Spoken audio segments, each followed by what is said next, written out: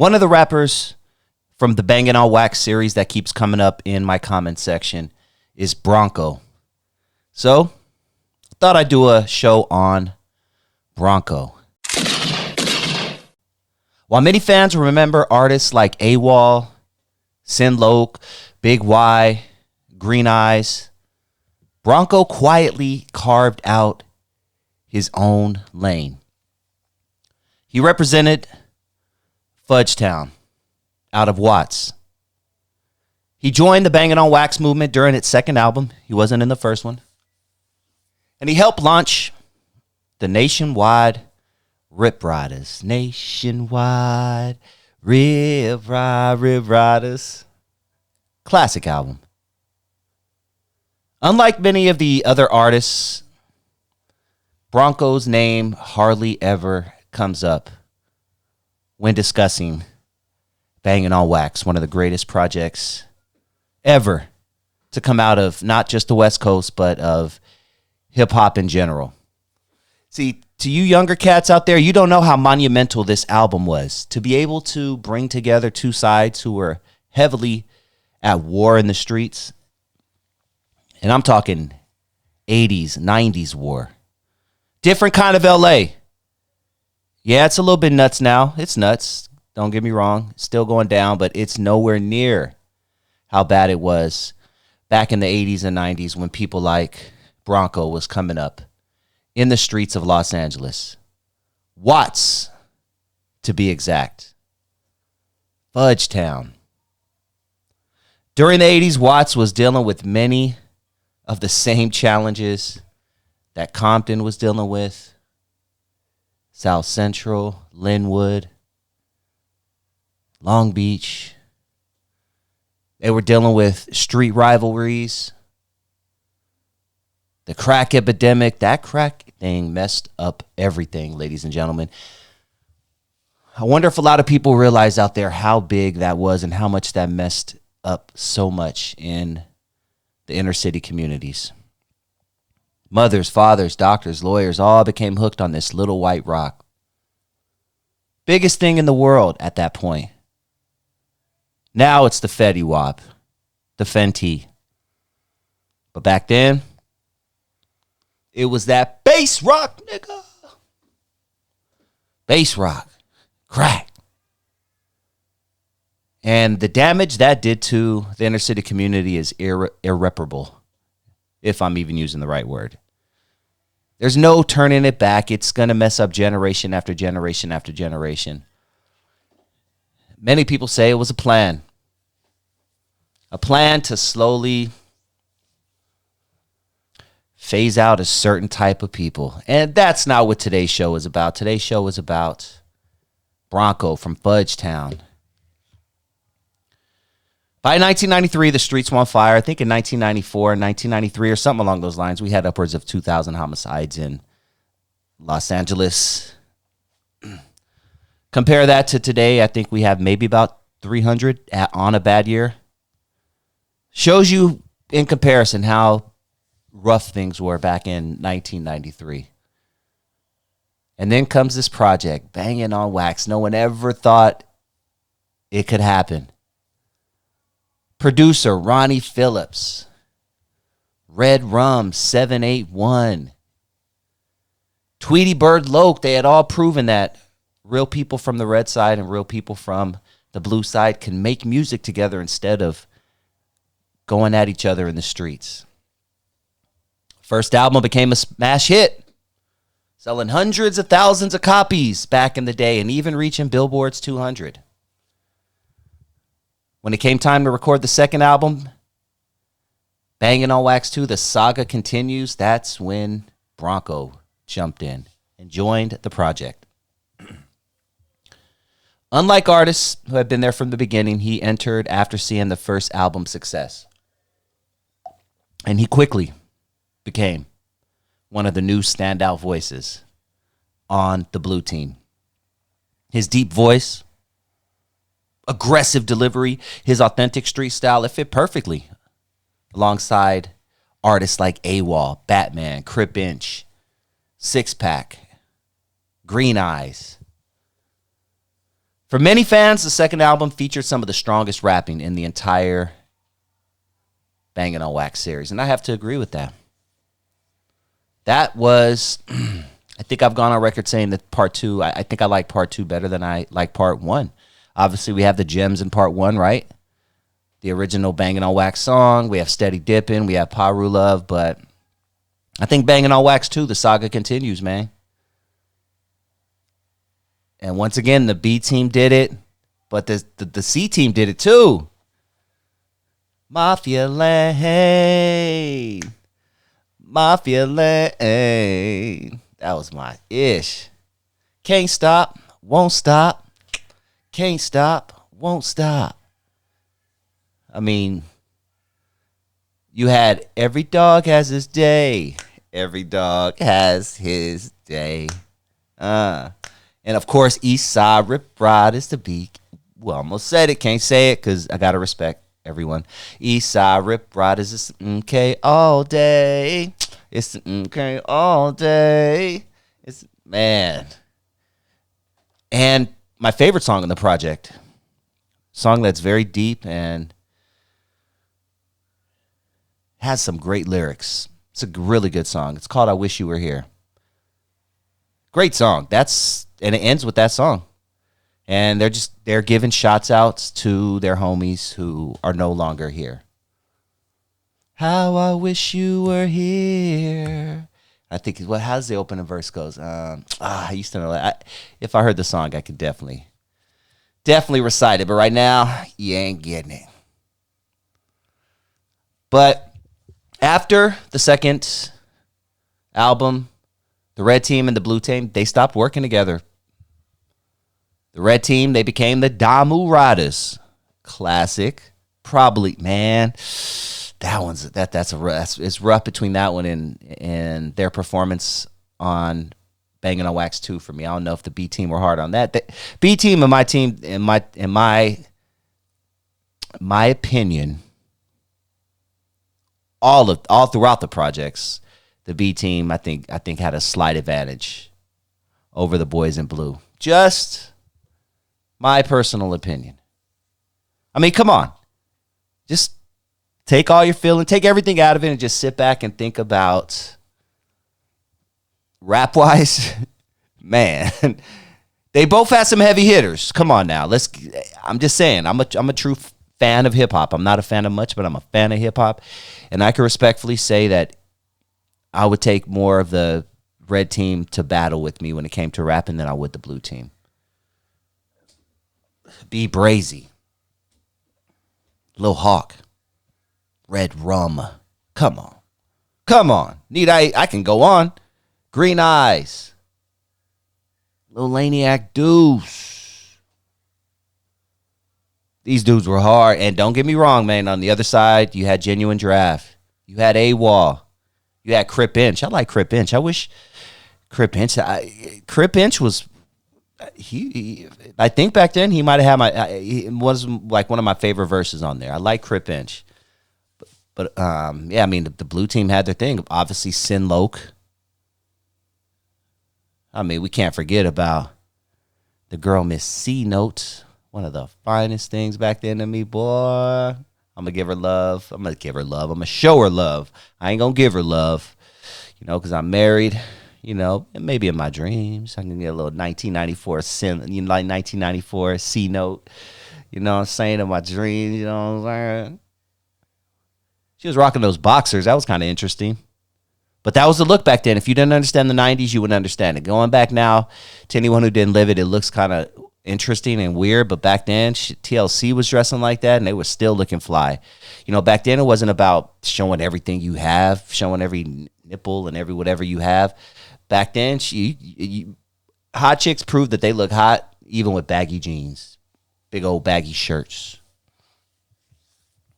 But BRONCOE, he was on Nationwide Rip Ridaz, and he helped continue the movement that Bangin' on Wax started. The Nationwide Rip Ridaz, the music became more polished, but the authenticity stayed the same. Instead of trying to copy Death Row or Ruthless, Nationwide Rip Ridaz developed its own identity. And Bronco became an important part of that sound. Let's keep it real. Unfortunately, like so many other cats who are dabbling in the streets, just as Nationwide Rip Ridaz was gaining momentum, his career took a hit. And he faced a major obstacle. He was sentenced to prison. And because of that, he did not appear on the group's second album, the Nationwide Rip Ridaz Part 2. His legal troubles, they interrupted what could have been an even bigger career. And while other rappers continue recording, Bronco's momentum came to a halt. It's a shame how many people back in the 90s, especially, going back to what I'm telling you, man, back in the 90s, and they weren't playing with all that 3 strikes. They would lock him up because up. Nowadays, shit, you commit 3, you get 3 bodies, man, you'll probably be out in 4 years type shit. But, you know, back then, man, you're going away for life, 25 easy, you know what I mean? And a lot of rappers ended up being their fate. And that was the fate of Bronco when he was at the height of his career. One of the most talented rappers on that Nationwide Rip Ridaz project is now sitting behind bars. What a messed up feeling that must feel like. You're behind bars and all you hear on the outside is your boys are doing it up. Nationwide Rip Ridaz is blowing up in the hoods all over the country. And here you are sitting in prison for decisions that you made. Some say decisions that you have to make. I don't, and I've learned within the past few years not to criticize people for what they feel like they had to do to survive in an area where there are very little resources for most. So I can't hate. I can't criticize. But what if? What if Bronco would not have gone to prison? What if? Huh? Well, one of the reasons Bronco remains respected today amongst the Bangin' on Wax crowd is because of the decisions he made after he returned. According to longtime fans and discussions from people familiar with the era, Bronco became increasingly dissatisfied with how artists were being compensated and promoted during the Bangin' on Wax years. He later spoke about wanting greater creative control, better opportunities, and fans have recalled him explaining that artists had limited access to fan mail, promotional support, and the financial, which is the number one thing, success generated by the records. I've interviewed several people from that project, and I've asked each one of them the question respectfully. Not that I'm trying to pocket watch or anything, but I asked them, do you feel like you were paid what you were worth for that project? And most of them say no. But keep in mind, 1990s, you're on the street doing your thing, trying to find a better way, and somebody comes waving a contract in front of you saying, hey, I'm about to put you on this project that could become one of the biggest projects in hip-hop history. I mean, most people are going to say yes, right? Huh? Street life, probably go to prison or end up in a grave, most likely, most definitely, or give this thing a shot. Now, I know a lot of people did lose their lives during this time who were involved with Bangin' on Wax, but I truly believe that this project saved a few people's lives on that album. People who decided, you know what, maybe this rap thing is possible. Maybe I should put down the blicky and put down the bag of dope and go see what this rap game is like. See what this legit money's like. I guarantee. I don't know anyone. I know a bunch of people from the project, but from that project, but I've never asked that specifically. Did that save your life? And next time I talk to one of them, I'm going to ask them. Someone specifically I could think of. I'm going to ask Sin Loke next time I see him. I'm going to ask him, did that project save your life? Something tells me he'll say yes. But Bronco, he later spoke about wanting creative control, and as we know, the music industry ain't feeling that, right? Wait, what? You want creative what? Yeah, get your ass out of here. So Bronco said, screw it. And he bounced. And he walked away. Which probably took more courage than staying. And at the end of the day, did he think he made the right decision? I don't know. I'd love to ask him. I'm very curious if Bronco thinks he made the right decision in leaving that project. But after serving his sentence, he eventually returned to recording. One of his most notable appearances came on the album Rep Yo Set, where he reunited with fellow Red Rag and Blue Rag veterans, including Twin Loke and Red Rum 781, R.I.P. The project shows that even in later years, the respect between many of the original artists remained. And although mainstream hip-hop had changed dramatically, the underground audience still appreciated authentic West Coast music.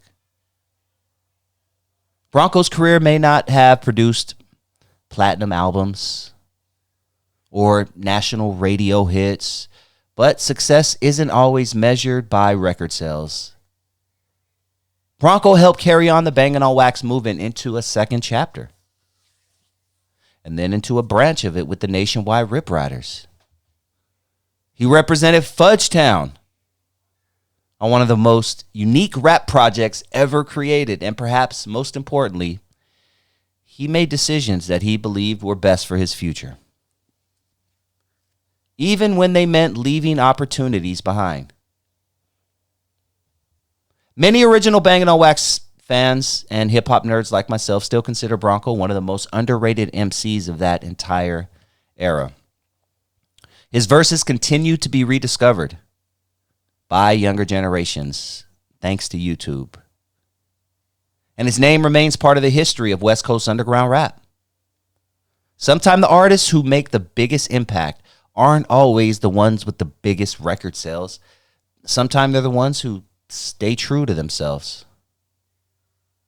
Bronco's story is one of authenticity, resilience, and surviving an era that claimed the careers and, in some cases, the lives of many of his peers. Thank you for tuning in to Dusty Vision TV. Please hit that like button if you have not already. And if this is your first time joining the channel and you like what you hear, please hit that subscribe button. And if you enjoyed this video, you just might appreciate this bonus clip I'm about to play for you right now.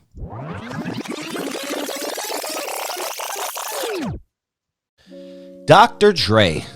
Dr. Dre recently got his star on the Hollywood Walk of Fame, so I figured, you know what? Let's do a little show on Dr. Dre.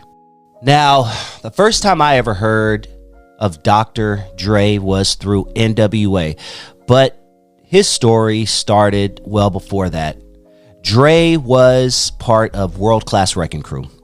World Class Wrecking Crew is a pioneering group, a hip-hop group from the early 80s. Their most famous song would be Turn Off the Lights. Before you turn off the lights, let's make one thing understood. If you plan to make love to me, you gotta do it good. That was the joint back in the day. Dre came to me fresh out of high school with kids already. DA was on his ass. He wasn't but 17. If I hadn't bought him his first drum machine, gave him unlimited access to my studio with keyboards, because I never really played instruments. I own everything, but I provided the platform. I built the studios. I bought the turntables. I'm a hell of a DJ, but when they started playing, I let them play. I wasn't worried about the money. Okay? But when it came time to hit the stage, I was always right there next to everybody else. Dre was always an experimenter. Dre loved the studio.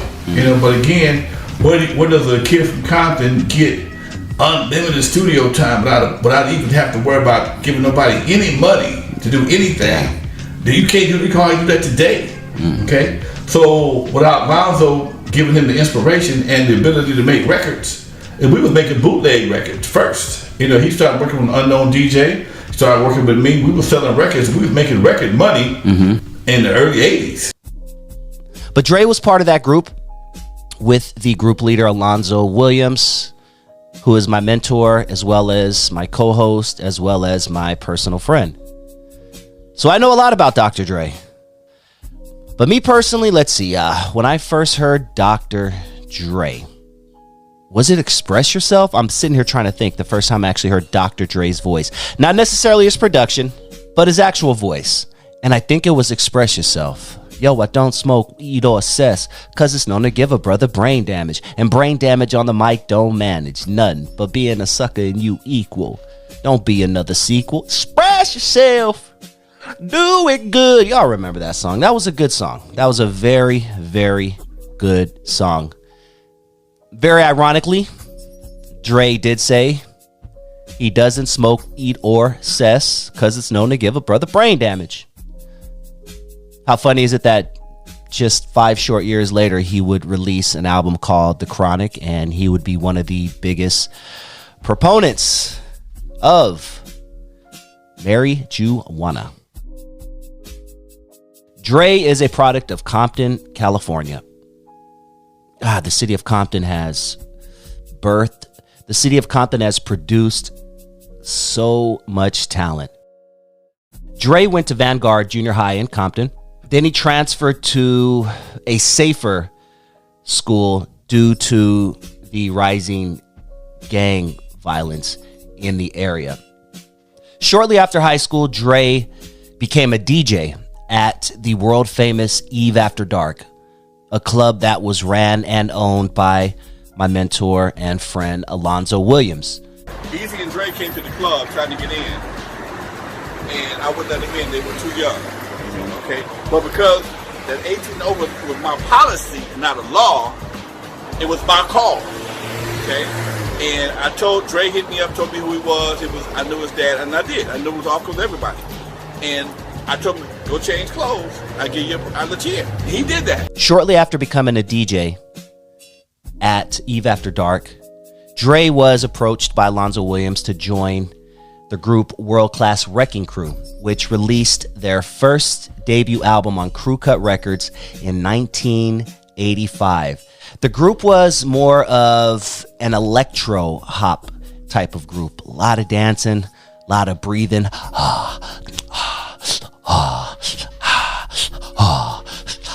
I don't know what it was with the 80s, but they loved to breathe in songs, man.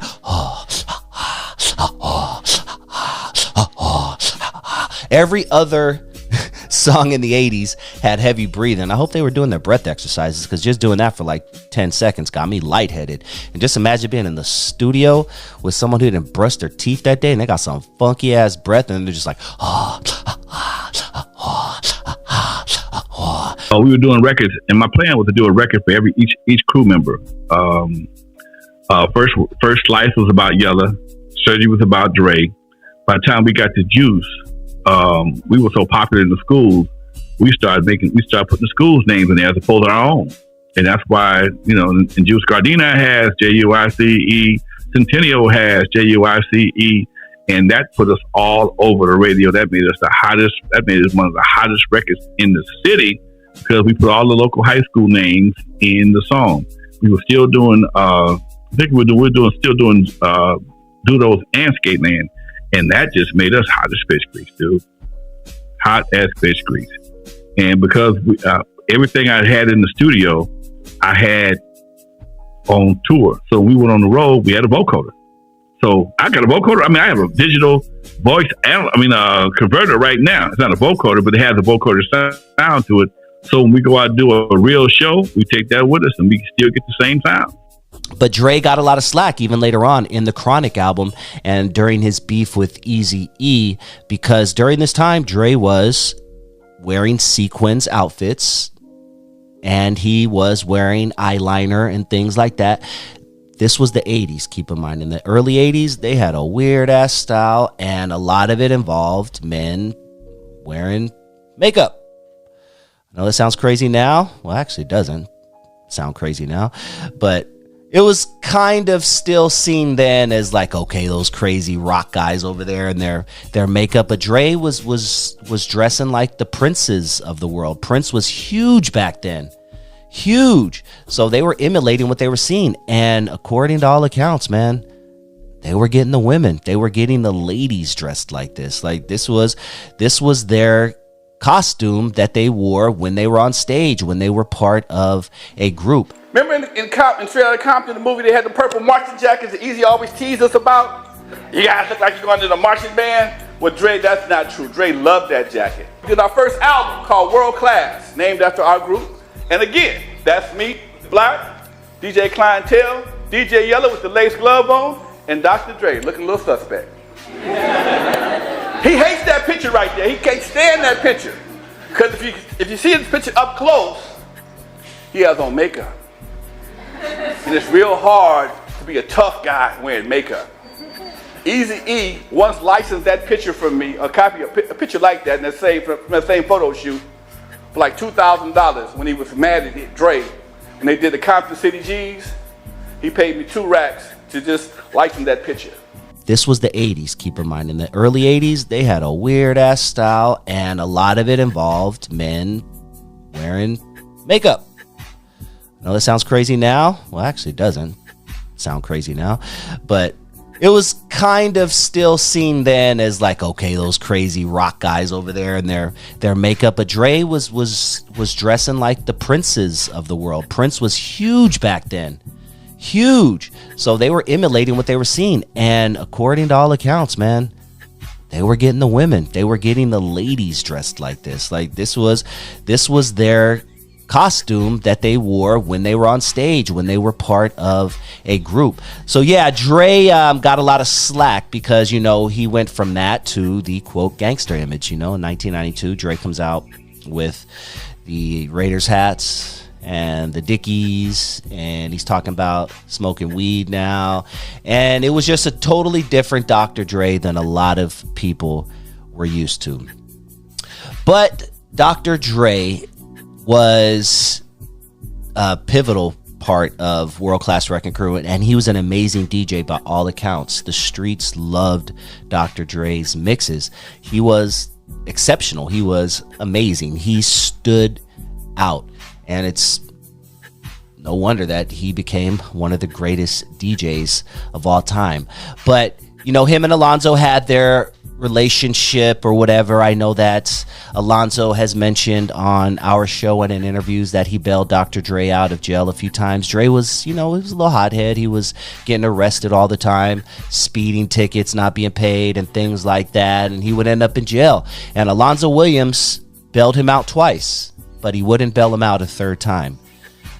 According to Alonzo Williams, he didn't want to bail Dr. Dre out due to a lesson that his father taught him. He said, look, I'll bail you out of jail one time because we all make mistakes, right? I'll bail you out of 2 times because sometime we don't, you know, just might not get it from the first, but there's no way in hell I'm bailing you out a third time. That's what Lonzo's father told Lonzo, and Lonzo passed that down to Dr. Dre. So Lonzo did not bail Dre out the third time. Guess who did bail Dre out the third time? Eazy-E. Back in the day, a warrant wasn't but $166. That's all. A warrant was $166. Now, at this time, when that shit was going down, that was a lot of money for all of us because we all was pretty much financially dry. Jerry Curls was dry. Beef was getting turned off left and right. Shit was not going very well for us. And I got him out twice. Damn near about 3 or 4 weeks apart. And this is something I told him, and I say this all the time to anybody else, even all my sons. Like my dad told me, I'm gonna get you out the first time because everybody's gonna make that mistake in most cases. Second time, you might didn't figure it out, but I'm gonna come get you again. Third time, nigga, you got a bad habit going. You need to figure this out for yourself. Once again, I'm gonna remind everybody to go to his channel. Come on, the GOAT, CMO. Seymour and the GOAT. I got 2 channels. Check out my TikTok. Check out I got 2 channels, 1 and 2, Seymour and the GOAT, man, and check out DustyVisionTV. Hey, Dusty, I ain't gonna lie, I've been watching you for the last 5-6 years. Damn, dog. I told my daughter that. She say, you know who Dusty is? I say, hell yeah, I know who Dusty Vision love. I say, goddamn me, he be interviewing all the Crip niggas, and goddamn me. Didn't I tell you I took it back when you interviewed the Trey 5-7 and the Rolling? You interviewed that Rolling 60 nigga out of Amarillo way about 4-5 years ago. Damn, dog. Yeah, you ain't lying, homie. That was 19. When you listen, you just goddamn me sit in the little room with the lights, and then you start goddamn me. I see you be fucking with my boy that was fucking with Dr. Dre and them a lot. I like that nigga Lonzo. Yeah. Shout out to Lonzo, man. Cause look, I got my cousin from. This how I know about the Long. I got a cousin from Long Beach Insane, man. I'm talking about real ties. I'm talking about he the one that told me they was rocking the goddamn me what's that, the Cleveland Indians with the thumb, and they were Baby Insane. Like, yeah, I'm from Baby Insane. I think Kinfolk from either from 21st or 23rd. I think he's from 23rd Street though. Okay, shout out 23rd. Man, shout out to old Long Beach, man. Shit, shout out to California, man. I love cats. Man, I can't wait till I come up there, man. They think I be tripping because I was talking about C-Mac with that Hoover on it. Like, all I'm saying is, I don't know. Like, I know back then, even down this way, the Hoovers is violent, man. You can't do that. You're not finna walk around. Yeah, motherfucker got that shit on them or whatever. But you ain't gonna do that down here. That's all I'm saying. Yeah, they I'm out just here saying, like, how I know LA. Everybody he's says staying certain. He stays in certain. He knows where to go with that. You know, now that he's locked up right now, but he knows where to go and where not to. But go. This was some old shit. But when he was out, I ain't, man, free C-Mac, man. Nigga, I ain't trip. Look, this Crip love where I'm from, man. We show love to all the homies until a motherfucker cross that line. But it's free C-Mac. Ain't nobody got no problem with nobody from the West Coast, man. It's all Crip love. Shout out to the Damus, the Keyways, the SA, everybody out that way, man. Same way in Texas, man. That's how we doing it. Shout out to the Tongo Blast, man. Yeah, dude, follow this dude's channel. I'm telling you guys right now, he's gonna, if you stay consistent, which it seems like you are, you're gonna be at 50,000 subscribers in a year, not even 2 years. Just stay consistent, dog. You know the game. Just stay consistent.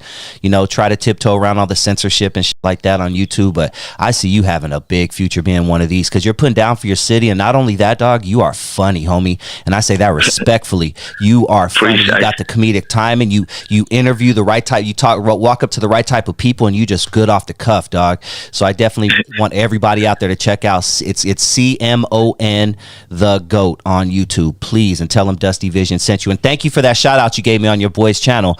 Give him a shout out too, man. I saw you earlier today. Oh man, shout out to my boy YK, man. Say Kingston, man. Go check him out, man. Spell his name, dog. What is it? YOHNCEKISTON. Say Kingston.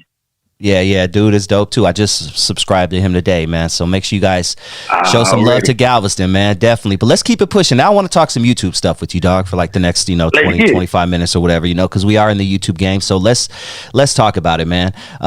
You interview a lot of people in your community. You do some man on the street type of shit. You put some comedy in it as well. What are some of the craziest stories that you've heard, and what made you start doing that? Man, I see everybody doing something for their city, man, and it's like mostly people from down my way. It's like they get the bag or the opportunity and they shit on us. They'll rep Houston. Like a lot of motherfuckers are scared to rep the little towns. Like if they from surrounding little cities, like if they from like somewhere about Dallas, a little small town, they ain't gonna say they from that town. They gonna say I'm from that. I'm repping Galveston. We ain't never claimed no other city. Galveston been known for everything. It's just like we just a small town, but we like you were saying, the boy, what's his name? DJ Quick did the song about San Antonio. Go look up Gangsta Nip and Point Blank out of H-Town. South Park. Gangsta Nip is hard. Okay, they got a song called Small Town Killers. He talking about Corpus Christi, Texas. And the second verse, he talking about gals. He say, let me tell you about G-Town. Population small, but the motherfuckers get down. Oh, I'm bumped out. What's the name of that song, dog? Let me look it up right now. Small Town Killers. Okay, Point Blank and Gangsta Nip. Yeah, that's back in the 90s. He say, what up, Cedar Terrace? I see you flagging. What up, Palm Terrace? I see you agging. That's Palm Terrace, a blood hood. Cedar Terrace, a Crip hood, where I'm from. Damn. Yeah, I'm about to bump that tonight, man. Gangsta Nip was hard, man, back in the day. Gangsta Nip, man, a fool. He was like on that on that what's that boy out of Sacramento? My homies the dude, dog, it's right on the tip of my tongue, homie. Not the dude who ate the no, not him. Brother Lynch Young? Nah, who we Brother Lynch. Brother Lynch. Yeah, exactly. He like Brother Lynch and shit like that, man. With that awkward style, homie, that kind of E40, like kind of Bay mixed with the South type shit. Listen, Screw gonna put us, make sure we listen to all. That's one thing cause Screw, like a lot of people got ties with California. So we're gonna hear the Bay shit, the LA. I'm talking about nigga grew up on Spice One, Pac, E40, goddamn me, like all the great West Coast, Snoop Dogg, Dre, man, Scarface, like you don't hear everything coming out of H-Town, cause where we from, Scarface, Ghetto Boy, I'm talking about Fat Pat, Lil Kiki, all the greats coming out of our city, but I mostly listen to California and H-Town music. I fuck with Florida, New York, but I'm mostly West Coast, and I'm listening to anything down south really though.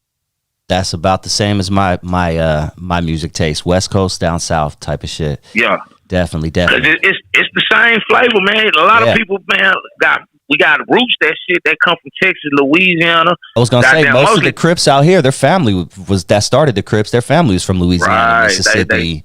Man, R.I.P. Raymond Lee Washington, mom. I see where they just flew her in back in from. She was in Beaumont. See, a lot of people don't know Raymond really from Houston, man. That nigga OG Bobby Louie who started Pyru, he from Houston, Texas. Yeah. This the roots come the boy what's Tookie from Louisiana. Man, you gotta when it comes to that Crip and Blood shit, everybody now people was moving from the California and shit. So you got motherfuckers from Tennessee, Mississippi, a little bit everywhere, man. That was put they sprint on that Crip and Blood shit. But it's love though, man. Like, man, it's always been love to the West Coast, man. Like it's always like nigga always like when them niggas used to come down back in the game, you see that Jerry Curl dripping on they shit. And hey man, that shit used to be live, man. Now I'm real. That's what's up, dog. Hey, let's talk about one of the bigger YouTubers in the past few years. And I actually interviewed this dude back in the day. And damn, if you remember this, I'd be amazed. Maybe like 2019. But being from Texas, what are your thoughts on Charleston White? Man, Charleston playing this role. He doing what he's supposed to do. Really, like if a motherfucker like you can't take him like. I can't say you can't take him serious because the nigga squad business, like he can get some shit done. He just doing what the white man been telling us for 50 years, over 100 years, and we ain't caught on. But when he tell us everybody angry and mad, he just saying what the white man and other motherfuckers been telling us for years. Yeah. I interviewed him back, 19, like I said, where before he was, a little eccentric out there. I think this list. I watched Charleston blow up really. He took off like during the pandemic. Yeah. Like 1920. I remember when Kel Mack interviewed him, goddamn me, when he had the white man, a lot of people come up. It's just listen, the dude he's saying some shit that motherfuckers ain't used to hearing and they know it's the truth. A lot of motherfuckers been wanting to hear it. They just was afraid to step up to the plate. And it's time for a change, man. Like we've been killing each other for we didn't like we black men are the new fucking KKK. We kill each other all day. Facts. We don't take the time to go raise the kids. We so busy beefing. I ain't gonna lie, Chicago, like niggas been gang banging and doing, but Chicago boys, the ones that made it cool to get on your phone and goddamn me, I'm finna go slide them. And everybody around the world took either that shit and put them dreads in their head and start bumping that shit. I watched it. Look, I was out on bond for a murder. I had did some shit as a youngster and was on some, but it wasn't towards that shit. I was on some other shit. And I'm listening to the music. I'm like, man, them people, I watched Lil Durk. When I come back, I was listening to Lil Durk. I didn't take no sides. I was just listening to the shit. I liked it, Duck and the little nigga, Jay, the boy Lil Jay and them. This when they used to just be in the backyard making music, and that shit got out of wild. The people let that shit go on because when NWA and them was doing, they sent letters to them people and told them and tried to stop. They had that lady that they was stopping the music when I was coming up. Remember certain music you had to go get the uncut, but they allowed this to go on. We didn't. They allowed it because they could have put a stop to this at any time. When them people want to stop anything, they can stop it. They allow. They knowing what they doing. They trying to get rid of the people. They sitting back and watching. We in the boat. Them motherfuckers sitting there and like they had a football game watching this shit go on. Dog, you breaking it down, homie. This is exactly what I think about constantly Constantly, man. Yeah. It's all a plan, and it's right in front of our face. Look, If you look once at we it. get LA, once we get Cali niggas to see this was going on, and they break that little cycle, everything else gonna come to play. The South, that's why I say, okay, you can. Everybody know from the boy Larry Hoover to Jeff Ford, to David Barksdale, to Tookie to Raymond. They couldn't start no Crips and Bloods and no GDs and Vice Lords down south. Our grandmas wasn't having that. They would have gotten them white folks would have hung them niggas down here with that. Yeah. So you had to go to Chicago and LA and you can create the game. You wasn't finna create. We already was dealing with a game. The KKK, the sheriff department, the police department, and everybody else that was on our ass down. You think someone was finna let you start a gang? That's why when that shit came down here, when in the late 80s, when the drug shit hit, and all the grandmas and mamas started smoking crack, wasn't nobody paying attention to these youngsters. That's why that shit went on through all the late 80s through the 90s. And then the 2000s down south, people like snap back like, hey, it's still motherfuckers kicking up dust and doing stupid shit now. Like, it's outrageous, but it ain't like how you feel on that game banging shit, though. I love hip-hop. I study hip-hop. And I would love to know what you think about Fat Joe's comments a few months back. He caught a lot of backlash, and there's been a heavy conversation ever since about Latinos and their impact on the beginnings of hip hop. His exact quote, and it's not exact, I'm going to paraphrase, is that Latinos are 50% just as responsible for the creation of hip hop as Black people are. Now, I'm curious, because you are Dominican, I'm asking you this specifically. What are your thoughts on that? I would love your opinion. Well, I mean, I'll tell you what. I mean, as far as like them having anything to do with the creation of it, I mean, I will say they were, Latinos were definitely instrumental. You know, you had a lot of like graffiti artists that were, Latinos that were, involved. And then I think also as hip hop progressed, you saw a lot of like Latin inspiration in the music too. Like even like with the samples that were chopped up or whatever the case may be. So like I do think Latinos definitely played a role. I can't really say if they were a big part of its creation. I don't go that far back, but I would definitely say that Latinos are definitely instrumental in its creation. And I'm also asking you this because you are from the Dominican Republic, but from what I understand, being from the West Coast, some Dominicans identify, and this is kind of where the gray area of the whole hip hop question with Fat Joe comes in. That's why I'm asking it. But a lot of Dominicans, they call themselves Black, and then there are others that say no, I'm Spanish, or I'm Hispanic, or Latino, or whatever the case is. Can you kind of explain that to the best of your knowledge to clear up that for people? Well, I'll tell you what, I mean, with Dominicans, a lot of those that, at least in my opinion, that say, oh, nah, I'm Latin, I'm Spanish, whatever. Like, I don't think they did their history. Dominicans consist of Africans, Taino Indians, Europeans. So it's like a mix of a lot of things. But I mean, I know for me, like I look at myself as Black too, right? So anybody that goes and says, "Oh yeah, nah, I'm Latin, I'm not Black," and you're Dominican, I think at that point you're kind of discrediting your history, and I don't think that's right. Thank you for so. I know at least for me, I know for sure. Like I could definitely say, like I'm Black. Yeah, I'm Latin, but I'm Black. Yeah, I'm an Afro-Dominican. Thank you for clearing that up. Let's talk about some hip hop in your life. Tell us about the history of Napalm Records.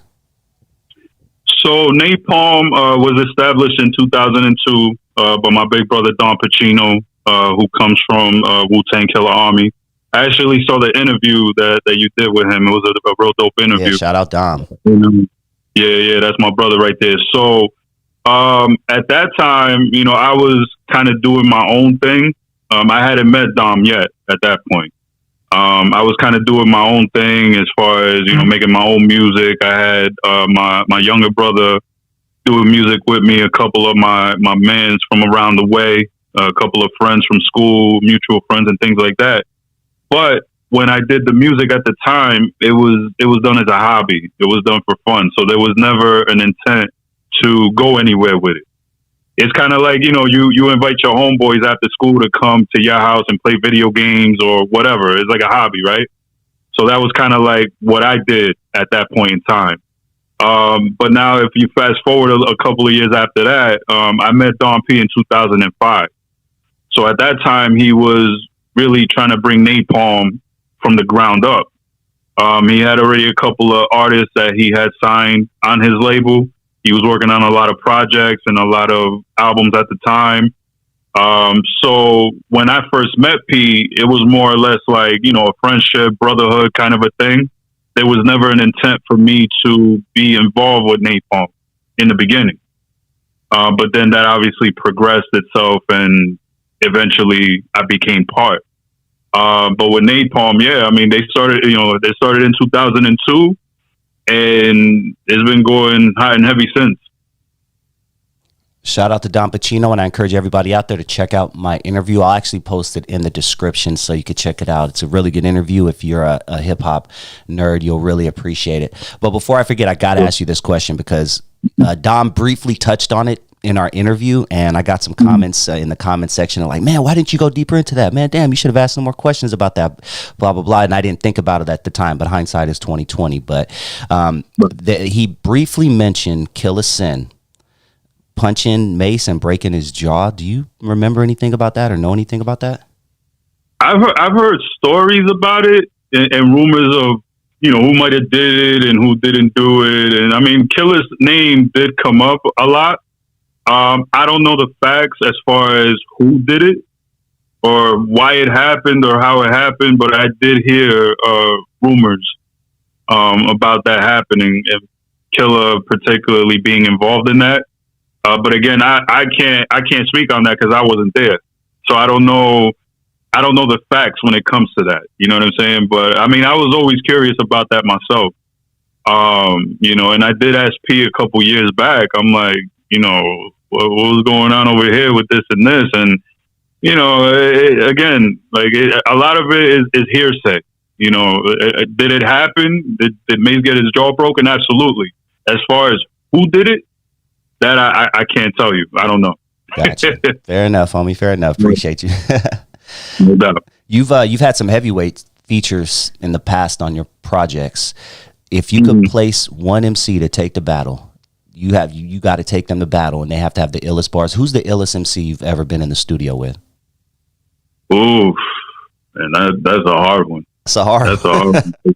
I mean, you know, I've had people ask me this question before in previous interviews that I've done, and I mean, honestly, it's very hard. I mean, for one, you know, my brother Don Pacino is automatic. Like me and him, you know, we're always at battle together. You know what I mean? Regardless of what. So if I had to pick somebody, I'm going in house.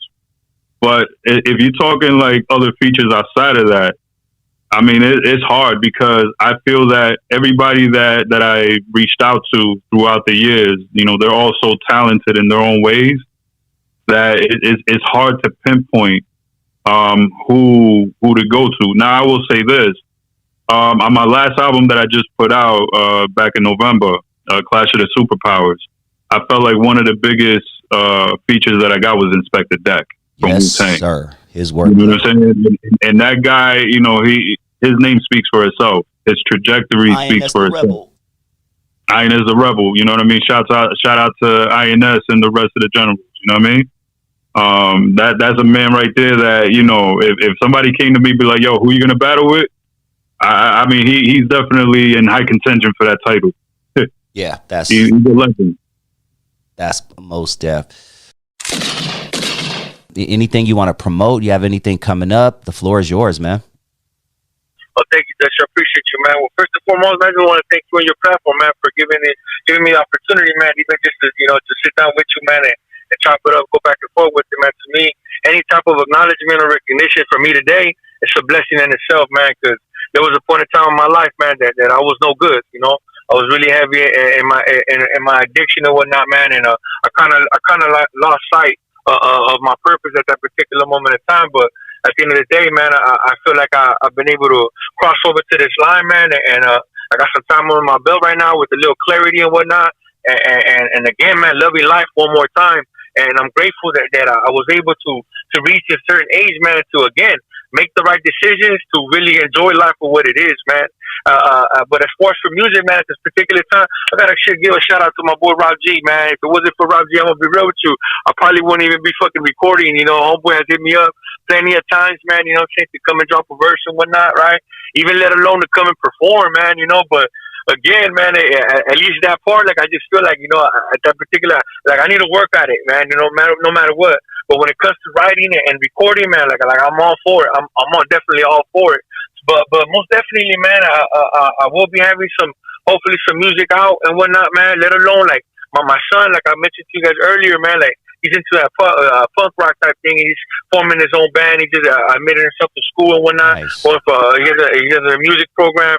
So one thing I do know that I can help my boy out is what not to do in the fucking music industry on the music level. You know what I'm saying? Like I believe that because of my experience, man, like I could help certain artists and whatnot, man, of how to take it a little further than Louis did and shit, or you know, because again, I have the clarity today, man, and I have the experience of what not to do, man. So other than that, man, as far as, you know, for music, like I would definitely love to you know, push my boy out there, whatever it is. Obviously, like I'm supporting my son and whatever he wants to do, man. I really don't like the fucking punk scene and the mosh pits on me. Like I don't like that shit, especially when my son gets in the midst on me. I'm like, that shit hurts me, dog. But I see this kid having fun, man, doing the dance thing, you know, in a healthy way. I see that it's not unhealthy at least at this particular moment in time, and just basically, you know, continue the movement. And maybe I didn't make it in on the music, but at the end of the day, man, to support my son, man, and just to help him out, you know, and maybe achieve his dream, man. As far as for me, on the other behalf, man, me personally, man, I just want to live life, man. I've been for a long, I got 5 years right now, man, and active in recovery. And you know what? And I'm not trying to push that here or whatnot, but please again, do, man, homie. like Please do. Okay, well, I got 5 years, man, in recovery. You know, from I ended up, you know, being a meth head and whatnot. Something that I always said that I wasn't gonna do and shit. Even growing up, like, oh my god, you guys gonna fucking tweaker and shit like that. Well, I became the motherfucker I was talking shit about. You know what I'm saying? And today, man, I'm clean from all that shit, man. Like I'm active in recovery, man. I do what I do to stay clean. You know what I'm saying? It wasn't when I got like 90 days clean and whatnot, man.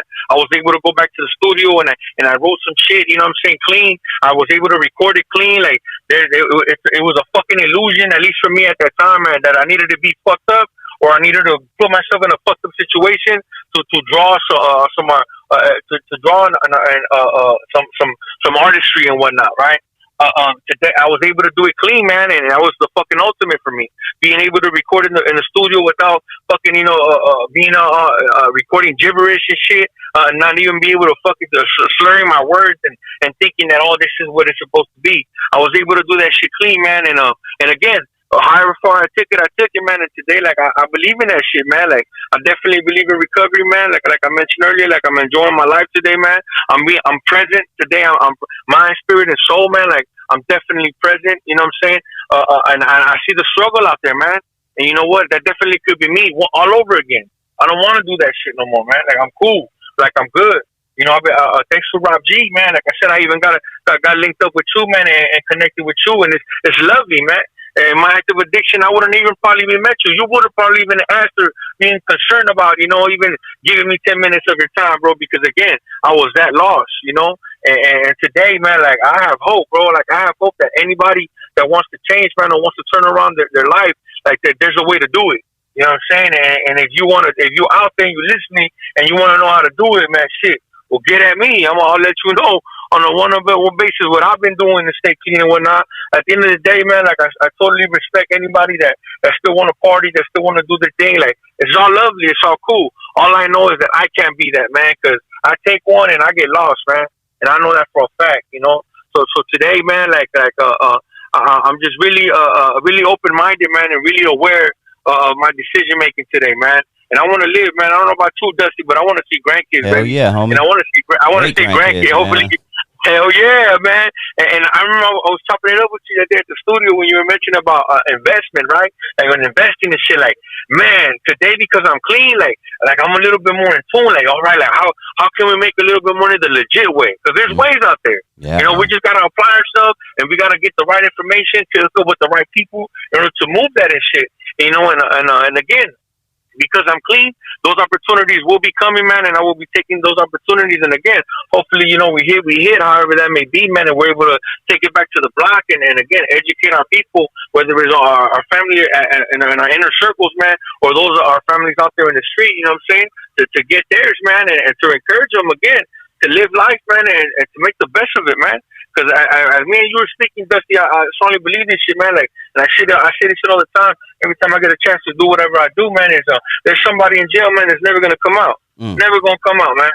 And me and you are right here, you know, enjoying life, you know. Later on, we're gonna enjoy our family and whatnot. We're gonna have dinner and whatnot. You know what I'm saying? And the weekend is coming up, and we're gonna be able to do whatever we want. But there's somebody in jail, man, that's never gonna come out or have that privilege to, just because of that one split decision that they made, man. You know what I'm saying? If they would have thought the consequences and whatnot. But at the end of the day, it's a privilege, man. Definitely a privilege for me, and I don't want to let that shit go to waste today, man. So I'm on my recovery type thing, man. Again, I don't promote it or announce it or try to baptize motherfuckers with it. You know what I'm saying? I could be in the mix of it all and still be cool in and out and respect respect anybody else's choices, whether they're different from mine, man. And that's the most beautiful thing, man. Living in this world, man, and in harmony, not only with those around you, but with self. I believe I got peace of serenity today with self, man. Like, I don't hate myself as much as I did before, man. And I don't have anger towards even the decisions that I made a long time ago, man, because they led me up to this point, and I'm forever grateful for it, man. But other than that, Dusty, I just want to thank you, man. You know, from the bottom of my heart, my brother. When you mentioned to me, I was like, what the fuck? You know what I'm saying? Who the fuck want to listen to Louis? Homie. I felt the vibe, you know what I mean? It's all about the vibe with me, man. I'm all about energy and good energy and shit, and I felt you off top, dog. Real talk. That's what's up, man. And for that, I'm forever grateful, man. I'll appreciate you the time, big dog. And again, man, well, let's get to those 40,000 for that 40K, man, and up. This is only the beginning, baby. This is only the beginning. Yes, sir. Good looking out, man. And thank you again for sharing your story of recovery. I respect you so much more for that too, dude. So keep up the good fight, homie.